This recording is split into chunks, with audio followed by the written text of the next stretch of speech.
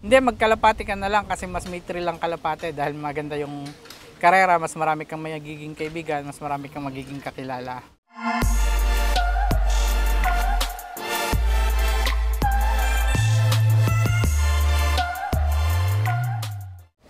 Mga kalapatids, nandito ako ngayon sa Santo Tomas. Santo Tomas, Batangas, sir. Yun, sa loop ni Arnold Malveda po. Anong loop ninyo, sir?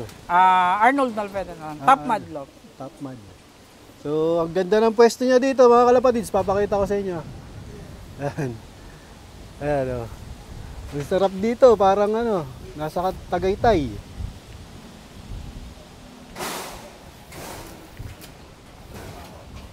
Ayun, tanungin natin si Sir Arnold kung kumusta yung pagkakalapati niya dito.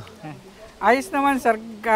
Actually, newbie lang kami. Nag-start lang kami February this year. Then, yung mga ibon namin is in-acquire namin sa mga kaibigan namin na kilala lang nagkakalapati din dito sa Batangas.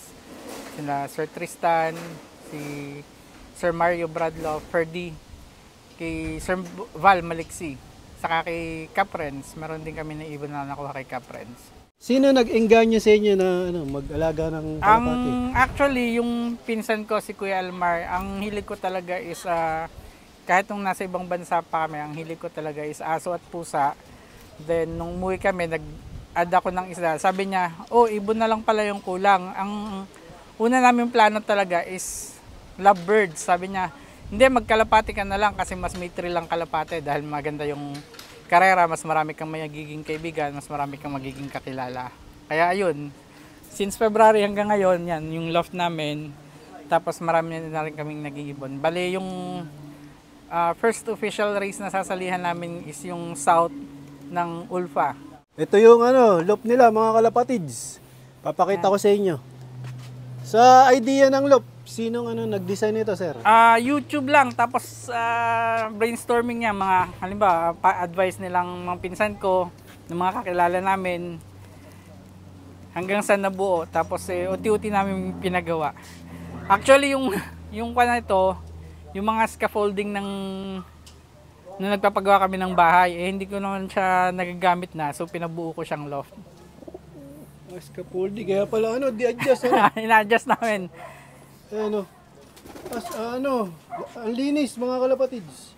Paano linis yung ginagawa niyo dito, sir? Actually, yung thorough na paglilinis is once a week, every Sunday. Pero in between, winawalisan namin, tapos pinapressure washer namin. Diretso na siya dun sa drainage ng kwan. Pressure washer para mas madali. Ang galing, ang linis. Tapos, release door. Apo, ito. Alpasan mo natin. Wag. Huwag nang pakawasan. Kagagaling lang ng mga sa training eh. Saan ang trap door? Ito po yung trap door. Ito. Like makina, Yun. Tapos ito, viewing. Yan yung pinaka-viewing namin. Saka dito, pag halimbawa pinapaliguan, dito namin sila nilalagay. Mga pang nyo to, pang south? Pang south po. South and summer. Halos lahat south nyo. Pero yung pang summer namin, sinasabay na rin namin sa training ng south ngayon. Bali si kuya yung anak kong panganay, siya yung siya yung Arnold Fosse, AJ. AJ po. Yun, si AJ pala nag-aalaga dito. Pasok ka, sir. Sige, dito na. Ito yung box sports nila. Meron pa yung isang open mo, AJ. Pero ito lang muna yung ginagamit namin kasi minsan mahirap maghuli. Wala pa laman yung kabila? Wala pa. Yung mga binibreed namin na pang norte, doon namin ilalagay sa kabila para hindi sila May pinto doon? May pinto din po doon. Hindi na lang ako dadaan. Silipin. Kasi mahirap makiat dyan. Hindi, lang. So, bali nga to? Dalawang division. Dalawang division. Iba yung parang iba yung perch dyan sa Eto kasi, lumang dito cabinet. Oo. Parang plano ko dyan, gagawin ko ding, i-convert ko siya ng widowhood after.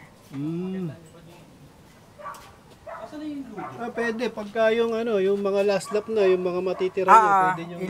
Ililipat na namin dito. Ayun.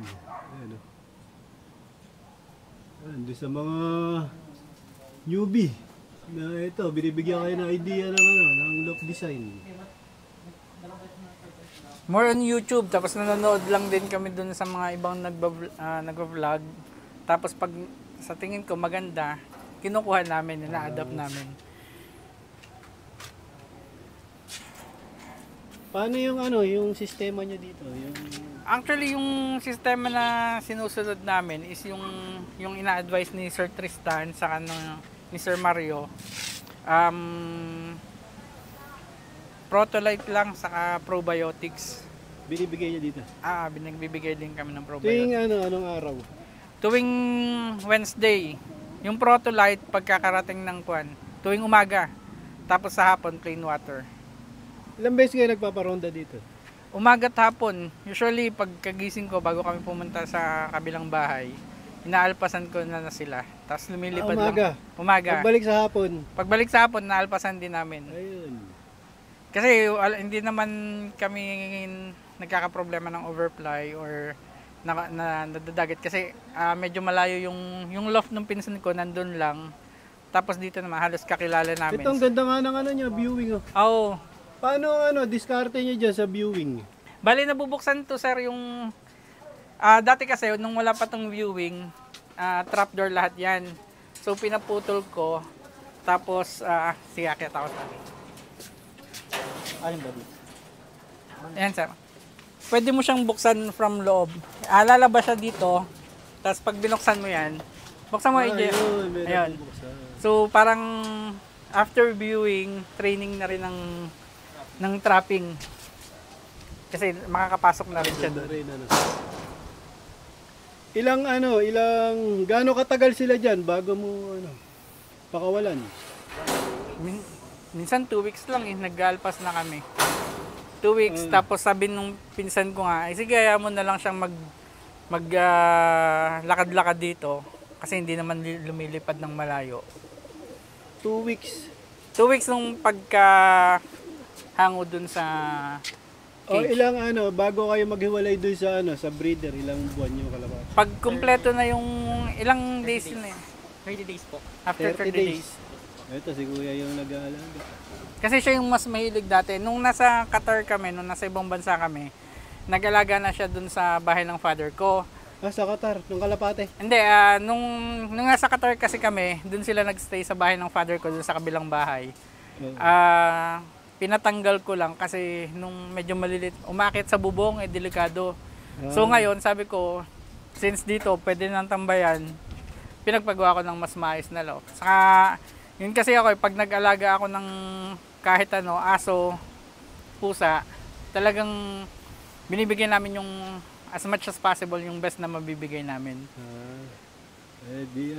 Yung mga pusa namin dati, may kwarto dun sa baba, ayaw naman nila magstay. Kasi sabi nga nila, yung kahit anong bagay, basta inalagaan mo ng tama, minahal mo, maganda yung ibabalik sa'yo.